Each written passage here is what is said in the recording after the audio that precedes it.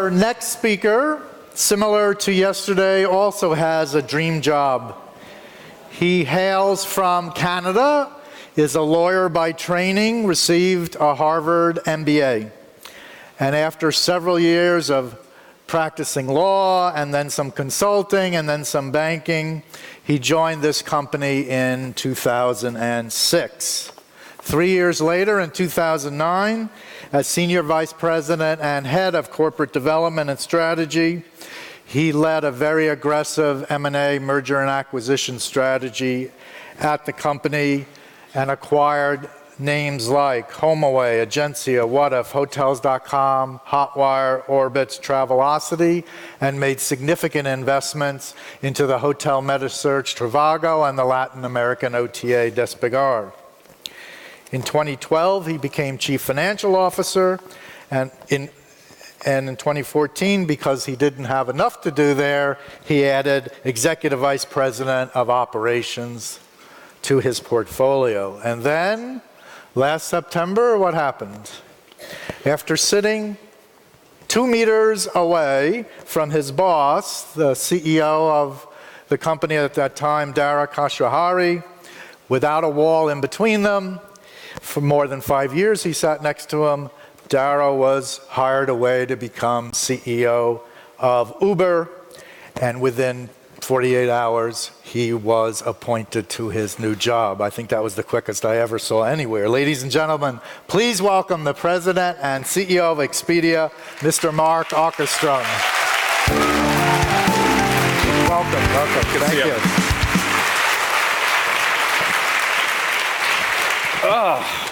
Hearing all that, I'm tired. Yeah, it's been busy. You were probably the most surprised when that news came.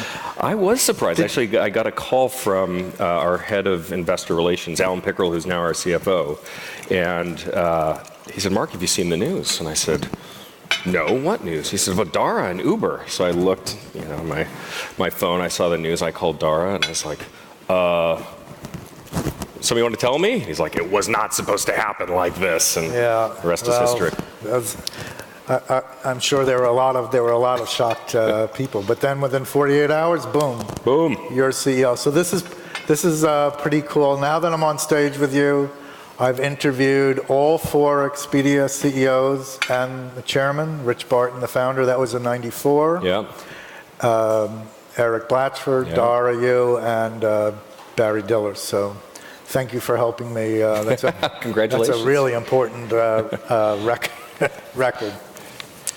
So honestly, in 2006, after lawyering, banking, and consulting, and you joined Expedia, did you ever think you would be CEO one day? Oh, I had it all planned out. Yeah. No, not really. I mean, I joined Expedia because I thought, tech is so important. The internet is going to be so important to this world. Travel is exciting. And, I went up to Bellevue from San Francisco from where I was, and I met Dara, and I met a ton of great people, and I was like, man, this is going to be a great place to have a career.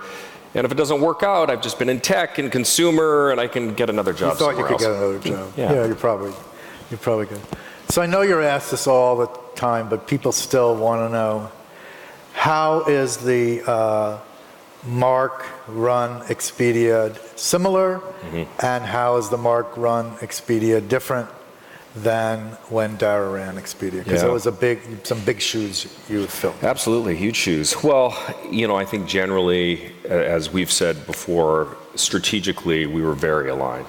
I think the way I think about my role at Expedia, historically, I've always operated kind of up here at the strategic level, and then like down in the nitty gritty, sorting out our search engine marketing platform, and really getting into the nitty gritty. And so I think under my leadership, I will probably be a lot more operationally focused, probably than Dara was. Yeah. And I've got some very clear priorities that we're going after. We're going to be locally relevant on a global basis, which means we are going over after priority countries. We're going to sign up all the hotel supply. We're going to make sure we got all the right payment types, the right languages, and be really competitive in those markets. We're going to be much more customer centric and really put the A back into OTA. The job doesn't stop when you press the book button. There's so much more we can do. So the pushing the gas pedal down on, or the petrol pedal down on these things is part of maybe what we can expect a little different.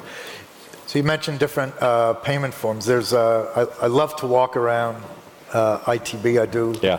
I train myself. I do 2 loops, one on the first floor and one on the second floor. It's take forever. This place is huge. It does, but I turn my thing on and I get my several kilometers. But there's a company now with a not very clever name, Simple Booking, I think it is. Yeah. But it's a hotel booking engine and they accept Bitcoin. I saw that, yeah. So are cryptocurrencies in Expedia's future, you think? Well, we accept Bitcoin now. We have been accepting it for a while. I think how does that work? So we've got a partnership with Coinbase. It's integrated into Expedia. It settles in US dollars. The thing is the volume on it is just not that significant. So, to the extent that cryptocurrencies become widely adopted for consumer use, we'll absolutely do them. I think, for B2B payments, I think blockchain is going to be real, and smart contracts will have a role in the travel industry for sure. But I think we'll see whether there's real consumer adoption of these cryptocurrencies. Yeah. It's always fast because I've been doing this since travel was 100% offline. So my early training in travel was, oh no, it'll never go online. Yeah. And then my next training was, no, mobile will have no impact. So now when I ask about cryptocurrency or artificial intelligence or blockchain, and I get a lot of people saying, no, that's not it, then I know it's going to be. Yeah, exactly. Yeah, absolutely. So you mentioned international markets, and we were chatting earlier. I had the pleasure of interviewing Jane Sun, the CEO of Ctrip, another publicly traded OTA on NASDAQ. And it's just amazing.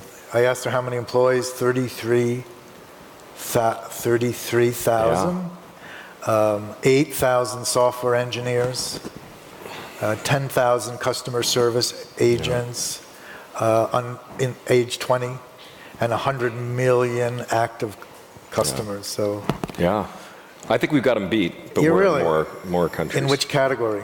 Oh, countries.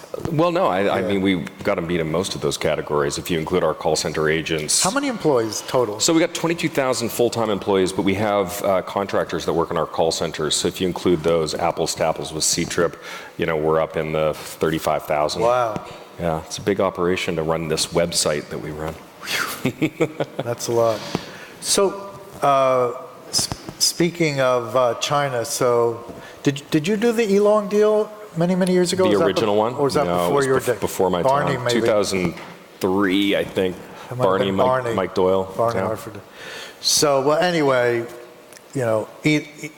Elong just never made money, and it was so difficult to grow. And then you had Ctrip, and then you had Qunar, and then Ctrip gobbled up Qunar. So what does Expedia do in China now?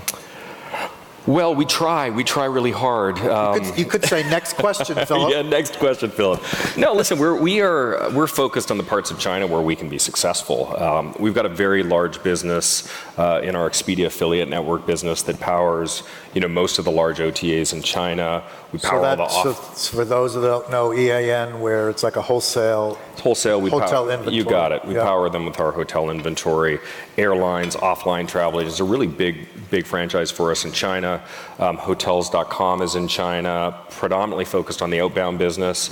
Brand Expedia is, launched in China about a year and a half ago and is about to go full service in China. Again, mostly focused on the outbound business. And then we're really ramping up our efforts to acquire hotel supply within China as well, largely for inbound customers. But the domestic market, I have just a huge amount of respect for Ctrip and Jane Sun and James, and they've done an excellent job, and they're fierce competitors. So you talk about outbound, and before Jane was CEO, C-Trip was largely focused on domestic and a little bit outbound. But they've made some significant acquisitions of late. I think they surprised the marketplace with Skyscanner, Metasearch in Scotland, and then a couple of tour operators in the United States, and I think recently the Trip.com. Yeah, Trip.com. Brand. So does that keep you up a little bit at night? I mean, not that you need more things to keep you up at night, but does that add to the list? Oh, sure. I mean, there's a lot of things on the list, and I am, constantly paranoid about everything and making sure that we are, executing well across, all of our various strategic threats. Listen, you've got a market that's $1.6 trillion. Yeah. You're going to have people who are going after that and pushing out their borders, and we'll do more and more in China in the future, and C-Trip will do more and more outside of China. It's the nature of things. Yeah, for sure. So one of the hottest topics now is, do they still say alternate accommodations? I don't know what the category's gotten so big. Alternative accommodations. It's hard. One day hotels is going to be the That's well, right. Probably is, and room nights, I don't know. But in 2015, you led the acquisition of HomeAway. Indeed. And I think took a lot or most of the heat. People thought $3.9 billion US in stock and cash was a pretty healthy price tag.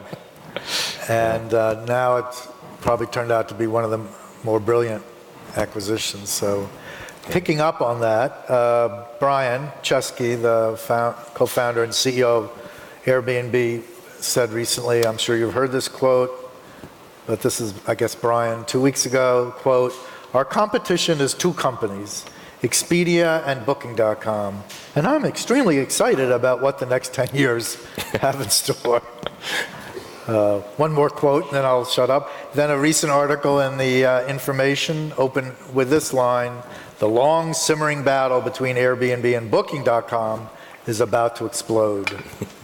So having done the deal in 2015, what's going on in 2018 in this category now? Yeah. Well, it's, honestly, it's pretty exciting across the board. I mean, the HomeAway transition has gone incredibly well. You just have to spend any time on the site. You'll see it's just totally transformed. And yes, it's a great deal. Strategically and financially, it's been very good. But really, what is happening is as we put more HomeAway inventory on Expedia. We're now up to 150,000 properties on Expedia. We're putting more of our kind of a little bit more alternative-like hotel inventory from Expedia onto HomeAway. The lines are blurring. Yep. And I think they're going to continue to blur. And, I welcome Airbnb to the party if they want to compete. But Booking.com's a fierce competitor. I look forward to watching that one. Yeah. And the blurring is in two directions. We just talked about Expedia and Booking.com adding more alternative accommodations, but then Airbnb also recently announced that it's adding boutique hotels and independent hotels. Is that more of a concern, or it's all part of the soup? I think it's part of the soup, and I just look at, so our business last year we did $88 billion of travel bookings. Airbnb has a huge brand, but they're known for one thing. They're a niche player in a relatively large niche. But that could be an oxymoron.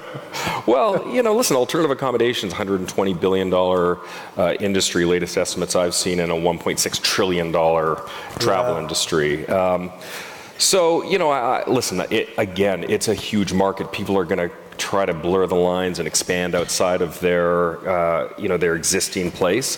But I'll tell you, I'd rather have my problem of adding more Airbnb inventory than their problem of trying to add more hotel inventory and learn how to do paid search and maybe add flights and activities and all the other things they're going to want to do if they want to compete with Expedia. I should ask the audience. So I'm going to poll you, but we're just clap because I just thought of this 2 seconds ago. Uh-oh.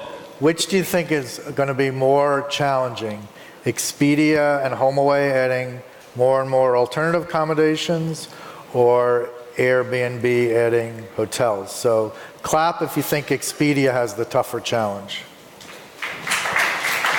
Clap if you think Airbnb has the tougher challenge. Oh, there you go. I didn't plan that, I promise. I just thought of it.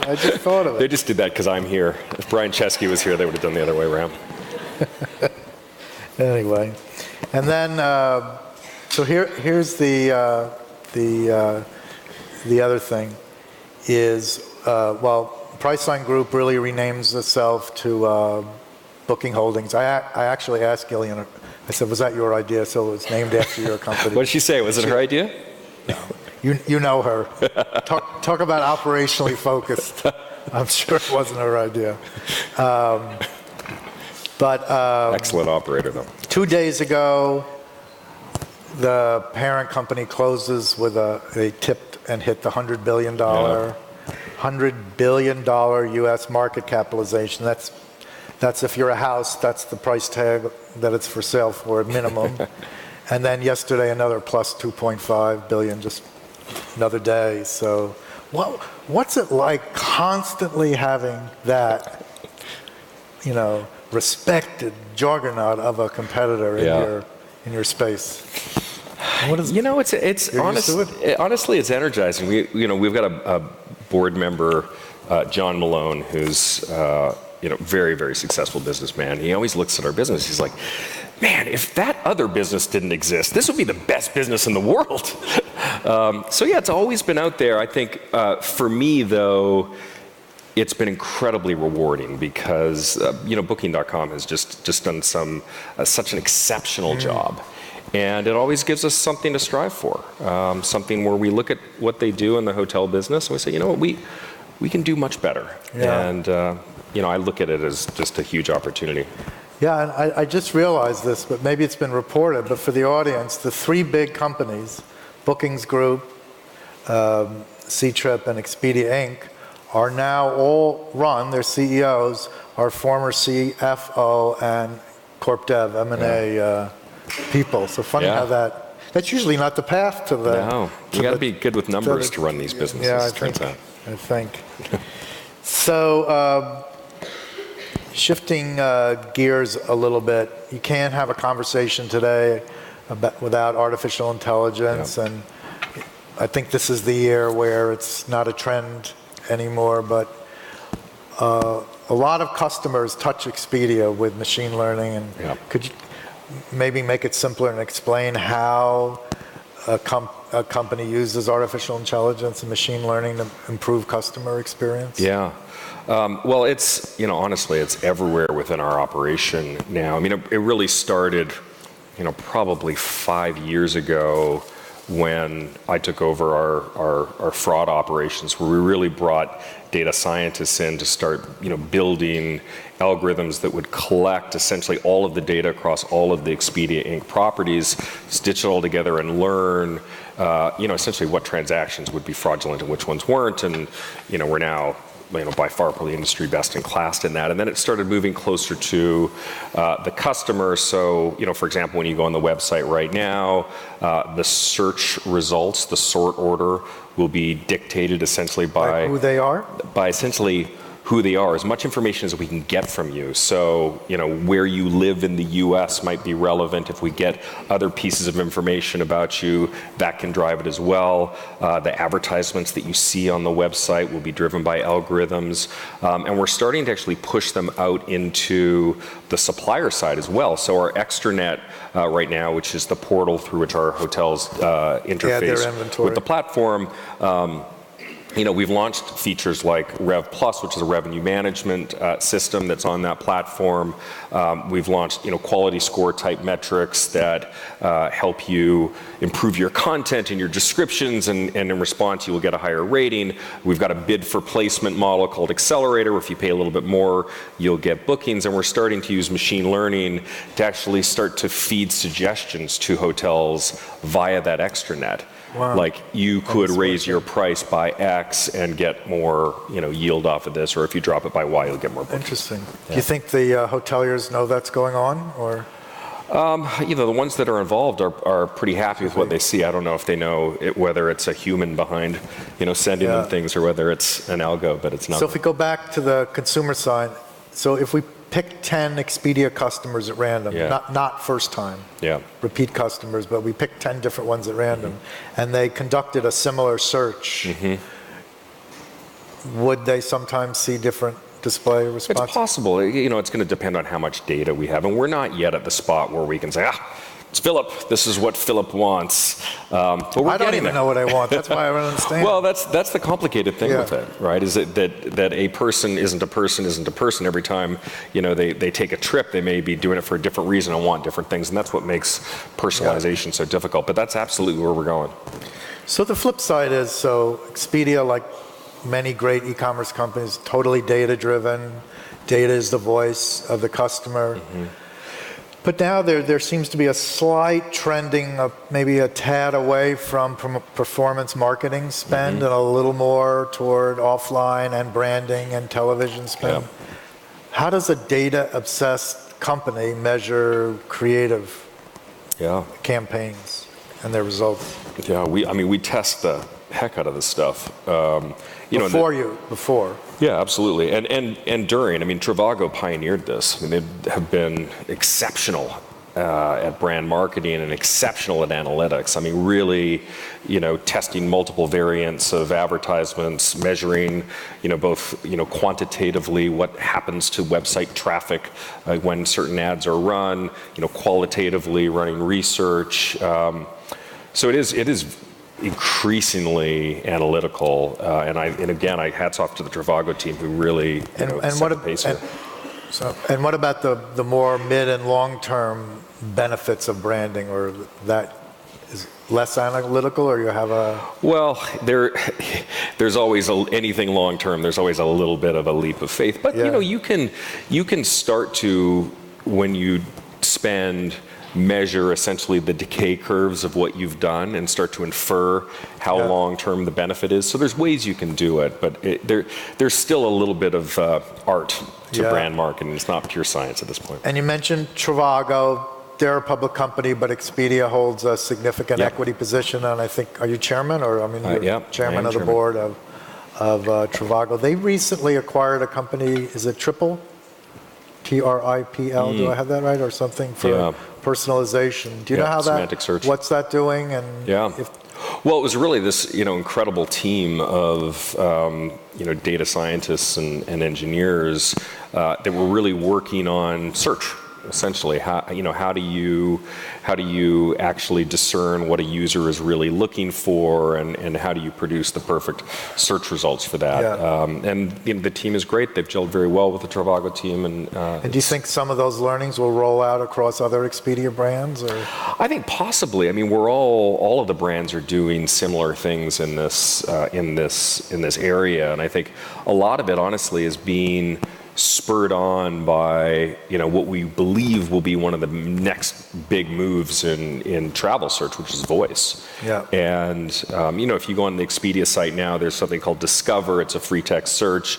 That's a precursor to essentially voice. Real voice search. We're working with Amazon. Probably in the U.S. right now around Alexa skills, and it's really about again discerning customer intent.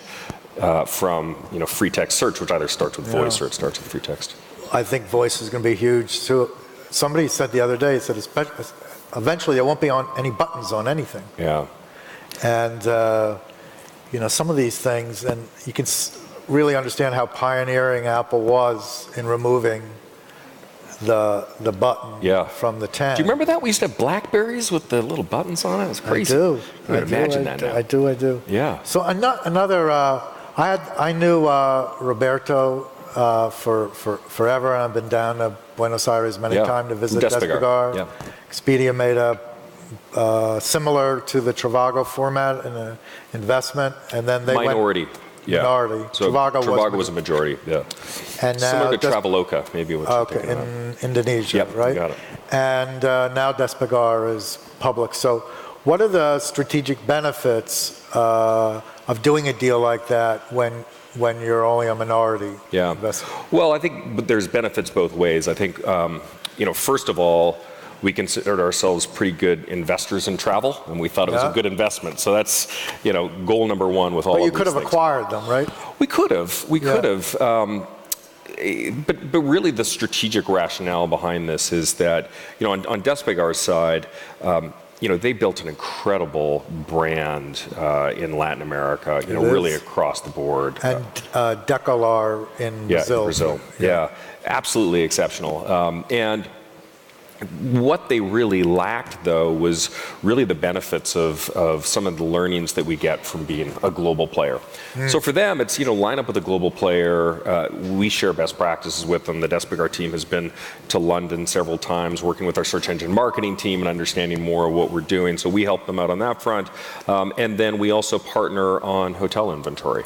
So they're very focused on Latin America, and then we provide, much of their hotel inventory outside of Latin America. And it's been a great partnership. Yeah, great. There's a couple of videos I want to. Were we able to get the Hilton one? Yeah. I want to show you this TV campaign I showed. Oh no, not this one. Yeah, the other one first. No, we don't have. Okay. This one's so cool. Can we start this again, please? Yeah. So this is a new product. Yeah. I think you might be able to see it easier. Yeah. Can you see it there? Yeah, I can see it. All right. So this is the new Expedia shopping cart, which is super cool. So there we'll pick the flights. Excellent. Add those to the shopping cart. Look familiar. Yeah, maybe, let's see. Oh yeah. Pick a hotel. That one looks good. Save $116. I think that's a special 24-hour And this deal. is app only? Right now, this is app only. And you see it automatically calculate your savings. Maybe, throw some Disney passes on there as well. You can start to see just the power of multi-product at this point. I mean, these are special deals that suppliers give us for bundling things together. And it's, you're able to use special net rates because they're being packaged together. Absolutely. Things like I mean, that. it really is. We've talked forever about making Expedia essentially the Amazon of travel. And that's what that is. I mean, you have that experience once, and it really is, what we like to say, it makes it irrational to book anywhere else. So speaking of the Amazon of travel, so a senior exec from Amazon, Greeley, I forget his first name, Greg, I think. After 16 years at Amazon, and I would say he should be pretty famous because he was most of the brains behind Prime. Amazon Prime, I understand. Just went to Airbnb. And secondly, a couple of years ago, Amazon tiptoed into travel, mostly on, I think it was with local deals or something. Yeah, that's right. It's a local. And then because they're a very product testing driven company, they pulled the plug. Most people in the industry said, see, they can't do it, they can't figure it out. And I would say, I just think that test didn't work, and they'll be back. Do you think they'll be back in travel? I think it's possible. Travel is one of these industries where, honestly, there's two players in the market that are doing it pretty darn well right now. Amazon has done very well going into industries and disrupting them. Yeah, but they take on some pretty big brands. I mean, Absolutely. It's not like they're shy about that. Absolutely. But if Expedia and Booking were running a series of travel agent stores and malls, I'd be worried.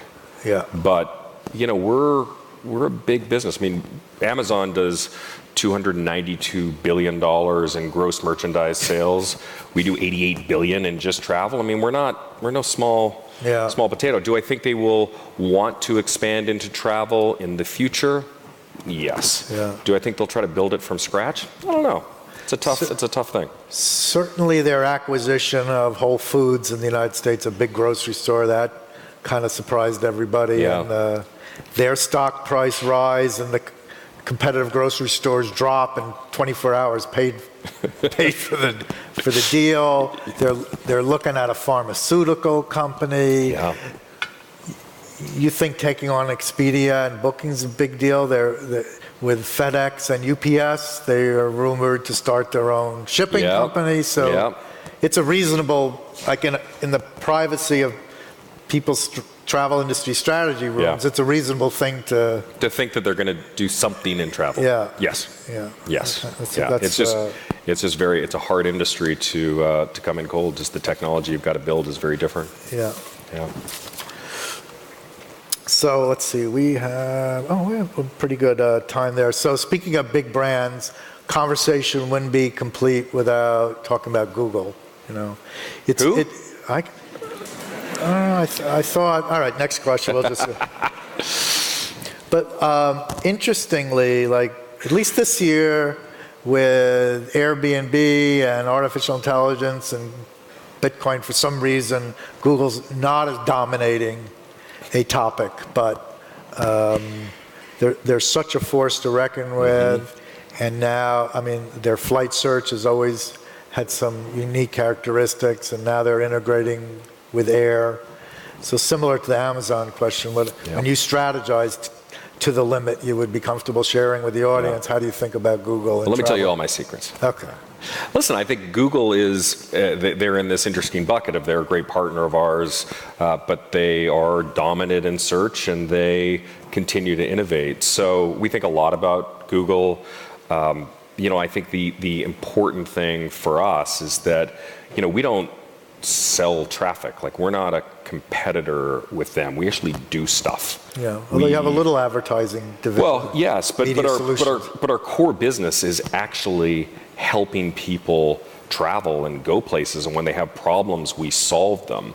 And therefore, we feel like our position in this ecosystem is incredibly solid. That said, I do look at what Google does in search, and I say, we must be in travel, we must be as good as them in search. Like, that is the aspiration. We must be the place where, just like Amazon, people go. And they go there first because they know they've got everything there. The search is easy, and that's ultimately our big combat. And there are a lot of searches on, say, Expedia that don't turn into transactions. So it's a bit of a different type of a search engine, right? It is, but at the end of the day, Google does not, I don't think, want to get into doing what we do. They don't want to have their 12,000 call center agents handle 55 million calls. Although they do this. A year. They do this book and Google thing where some airlines, and I don't know if hotels do it now, where without leaving the Google environment, a consumer can book, but behind the scenes, it's not what you said. It'd be a travel agent, or it would be the hotel. I think it's going directly to the suppliers. Yeah, in some cases. Yeah, but they have been having conversations with intermediaries as well. Yeah. So we're talking a lot about big things and big markets and globalization, so maybe turning around. Still, every trip is with travelers who are individuals in some local place going to some other local place. So with all this going on, how does Expedia and all the brands stay locally relevant with all this push to globalization and technology investment, et cetera, et cetera? Well, which is the most important thing? Yeah, I mean, it's a great question. I mean, we think of ourselves as essentially the world's travel platform, taking any person from any place to, by virtually any means. But the only way that you can do that very effectively is making sure that for customers in a given market, you're the best. And that's how you become locally relevant on a global basis, what we're doing. And for us, we are amazing in the US. So you want to go anywhere in the US, you type in any city where your grandmother lives, it'll be there. We'll have all the hotels, we'll have all the flight options, we'll have everything. Obviously have all the payment types. Outside of the US, we're just not as good. So, our goal over the next little while is to get that good, and it just takes focus. It takes concentration of resources and efforts on doing a few things better and then moving on to the next things, as opposed to what we've been doing historically, which is, broadly being global by being, thin and wide everywhere. And onto that, people always like to ask these either-or questions, like, is Expedia a tech company or is Expedia a travel company? How do you like to answer that? Honestly, we're a tech company. Yeah. We're a tech company, heart and soul. That's how we started. We lost our way a little bit in kind of the mid-2000s. We regained it in the late. We're a tech company. We apply our craft to travel, if you will, but absolutely we're a tech company. How many software engineers are there? We have about 6,000. Yeah. I think someone mentioned your Expedia is doing something special in Jordan. Talk about local. Yeah, What was that? Well, as many of you know, Jordan has really stepped up and has become, a safe place for a lot of refugees. And we decided to step in and, try to be a real leader in helping Jordan, find jobs for a lot of the people. And what we found is it's an incredible country, warm people, incredibly talented people. We opened up a development center there. We're hiring up folks. We're up to nearly 100, engineers and product folks in Jordan. The amazing thing is it's about 50-50 men and women. So we're pretty proud of that, and we hope that we can. There's a tech center. It's a tech community growing too. Yeah, it's great tech talent, and that's a tech development center for us, and we're hoping we can be an example for the rest of the world, and other tech companies will follow us. One of my favorite trips was to Petra, and have you been? I've not been. No. That was one of the coolest days. People would say, "What's your favorite trip?" I'd put that on the short list. So I've heard it's beautiful. Aman Bhutani, who runs brand Expedia for us, went to Jordan, and the King of Jordan came, and he met him. It was pretty special. So are you in the same predicament that Glenn Fogel is, running bookings, former corp dev guy? Like, have you completely divorced yourself from corp dev, or no, keep your extra finger on that pulse? It's definitely, my finger's always in that. Can't get away from it. So again, not by brands or things, but what do you think the industry should expect, not just from Expedia, but when you wake up in the morning and you get that kind of surprise news, if you could help them manage their surprises, which, one of the benefits of coming to events. What kind of deals do you think we'll be seeing in travel related over the next year or so? It's hard to say without giving up all my secrets. But for us, we're again, we're pretty operationally focused right now. HomeAway was really the last major piece that we needed for the puzzle. Silver Rail was a big help too, because we needed to get rail connectivity. Train reservation. Yeah, train reservation system. But we really are complete from from an asset standpoint. It's really just about operating it better at this point. That said, we're interested in beefing up our corporate travel business. We want that to be a lot bigger, and we're always going to be opportunistic. That's Egencia. Egencia, yeah. Yeah. Fourth largest corporate travel business in the world, as it turns out.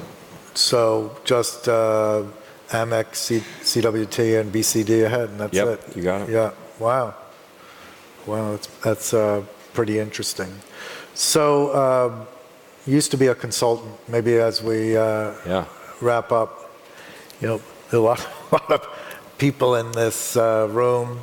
One of the reasons I like to come to ITB is it's a different crowd than we normally get to mingle with, and it's a high change environment right now in travel. And what kind of advice would you give a much smaller but passionate travel company that doesn't have access to capital to stay the course and stuff like that?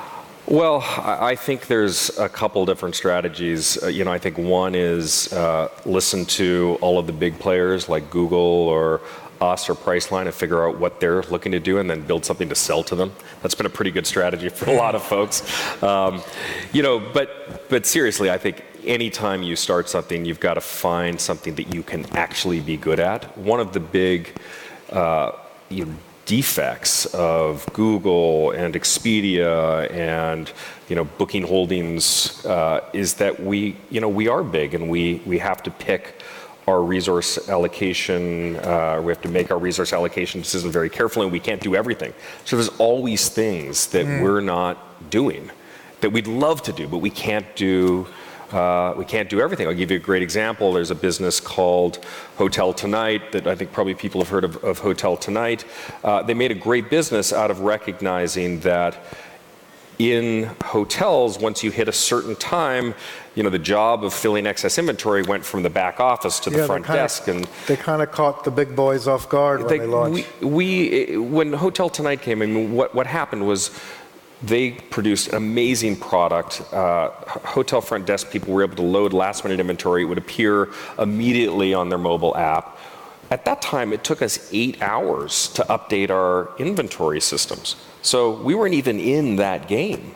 And they built a great business. Even if you wanted to, you couldn't. Right. Yeah. So, it's a great example of looking for those places where we're not doing something. Listen, it's never going to be you're never going to find something that's worth like $200 billion that we're not doing, but there's always going to be things that we don't do well. I remember I asked Jeff Boyd right before he retired from Priceline, I said, how could you let a startup like Hotel Tonight catch you off guard like that?